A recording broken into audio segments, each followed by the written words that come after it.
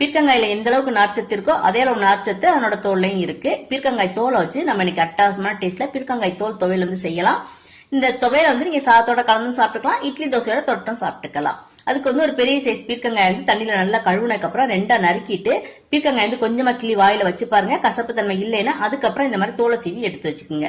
ஒரு கடாயில கொஞ்சமா நல்லெண்ணெய் சேர்த்துக்குங்க. எண்ணெய் சூடானதுக்கு அப்புறம் கொஞ்சமா உளுந்தம்பருப்பு சேர்த்து நல்லா பொன்னிறமா வந்ததுக்கு அப்புறம் கொஞ்சம் கட்டி பெருங்காயம் அல்லது தூள் பெருங்காயம் சேர்த்துக்குங்க. காரத்துக்கு 5 மிளகாத்தூள் சேர்த்துக்குங்க. அப்புறம் கொஞ்சமா கறிவேப்பிலை, அப்புறம் சீவி வச்சிருக்க அந்த பீர்க்கங்காய் தோலையும் சேர்த்து எண்ணெயில நல்லா வதக்கிடுங்க. பீர்க்கங்காயோட தோல் நல்லா வதங்கி சுருண்டு இந்த மாதிரி கலர் மாதிரி வரும்போது இது கூட அரைநெல்லிக்காய் சைஸ்ல புளியையும் சேர்த்துருங்க.